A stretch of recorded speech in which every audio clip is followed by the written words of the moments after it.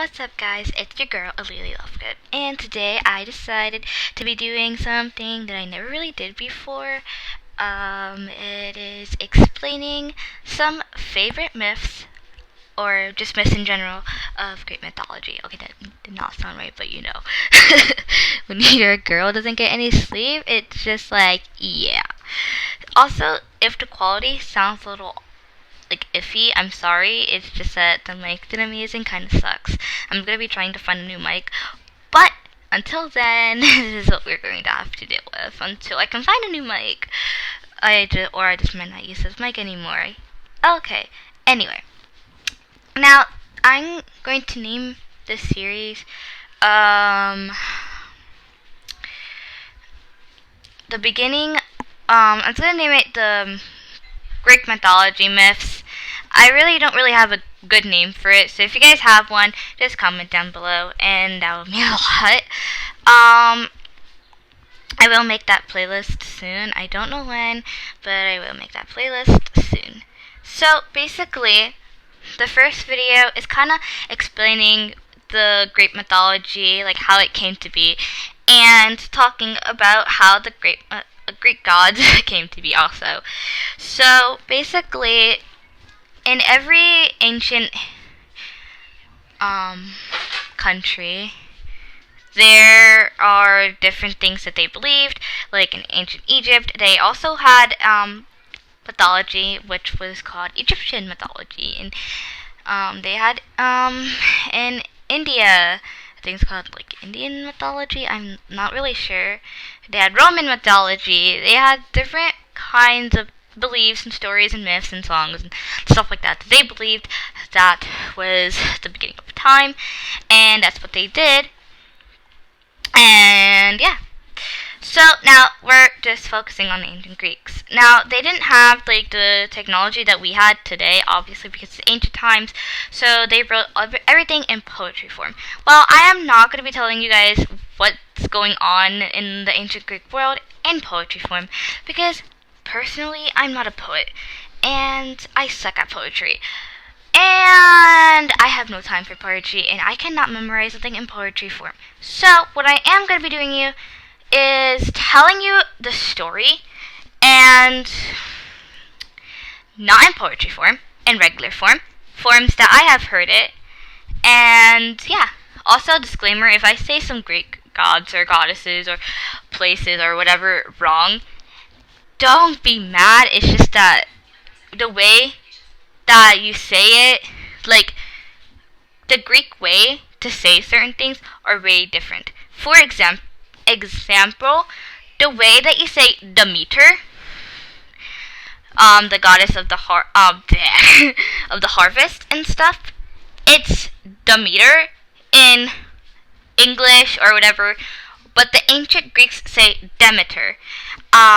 So yeah, so if I say something wrong, I'm very apologized. I'm very sorry. Okay, so let's get into the video. That was a very long intro, and I'm very sorry about that, guys. But let's start with the beginning and stuff. So basically, like every Greek or Egyptian or Roman or whatever, they always start off as saying the world was nothing. It was just blank until chaos. So chaos really is like the builder of this civilization, kind of like what you want to say. So we have chaos. So from chaos was born Gaia, or Gaia, however you want to say it, the Mother Earth. From Gaia is Uranus, the sky. We have Proteus, I think you say it, Proteus, the ancient god of the seas, and we have Tartarus, that's kind of like the underworld and stuff like that. So Gaia was kind of sad, and so was Uranus, so they decided to be born. Also, before I continue, there are some other gods and goddesses that were born at this time. For instance, Nyx, the goddess of night, and also considered of darkness, but I will get into those gods and goddesses in another video. So, Rhea and Gia, Gia and Uranus had 12 children, the Titans, and the two most famous Titans were Rhea and Kronos. Now, this is not to be confused with Kronos, the other Kronos, because there's two Kronoses in Greek mythology. The Titan one, and then the other one, who I believe is in the cosmos. I could be wrong. So Gia also had 3 other children, the 100-handed ones, and Cyclops or Cyclopes. And you see, Uranus didn't like this very much, so he kind of decided to go put those children in Tartarus. Gia was very unhappy with this and decided to do a plan. So basically, she had her son, Kronos, kill his father. Now, to release her children. So basically, Gia invited Uranus, just to hang out, to be romantic. So Gia left, I believe, to go do something, and her son and some of his other brothers, one of the Titans, came and attacked Uranus and cut up his genitals and put it into the sea. And apparently this is how some people believe this is how the goddess of love and beauty and sexuality and desire, Aphrodite, was born. But I'll also get to that into another video. This is not a video topic to talk about in this video. So basically, as Uranus was dying, he said a prophecy that Kronos' kids will kill him and rule the world. So after that, he imprisoned his brothers again. He had just the Titans ruling. He did not do what his mother said, and that angered his mother. So yeah. So Rhea and Kronos had 6 children. The first child was Hestia, and Kronos ate her. The second child, I believe, is Demeter. And she got eaten. Hera was next. She got eaten, and this really upset Rhea. So the next one was Hades. He got eaten. Poseidon. He got eaten.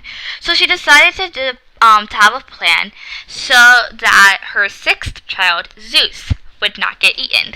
So she just kind of took a rock, and he didn't look at it. Kronos was just like, okay, and he swallowed the rock. She gave the child Zeus to a goat.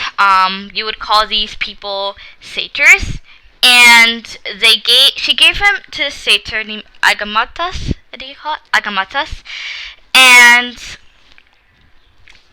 when Zeus came of age, a little bit older, and he found out the truth about his family and his parents, he was angered. So he and his mother had a plan to help get his brothers and sisters out of Kronos. And you're probably thinking, why is they still in there? Shouldn't they be dead? No, because they're immortal beings. So he gave his father some wine and mustard, weird combination, I know, and he threw up his brothers and sisters, and that was able to get them out, and it was pretty interesting. So basically, they would say that Hestia was the youngest, but also the oldest, because as the order goes, she was the first eaten, but the last one to come out. But that's just very confusing. So Zeus, Poseidon, and Hades did kill their father. Yes, indeed, they killed their father. And there was a 10-year war between the gods and the Titans. And the gods obviously won. But I can talk about the 10-year Titan War and the God War if you guys are interested. Just comment down below, and that probably will be a topic in the near future, but I can also do that as my next video, or my third video in the series. So basically after that, the gods are just like, okay, we need to devise a plan. Also, they locked all the Titans up, but they kept the Cyclops and Cyclopes and the 100-handed ones, so that didn't anger Gia or Gaia or whoever you want to say. Also, that was my sister. Anyway. Anyways, that was, so then, after that, so after that 10-year war, the gods were just like, okay, I need to find out who's gonna have which thing.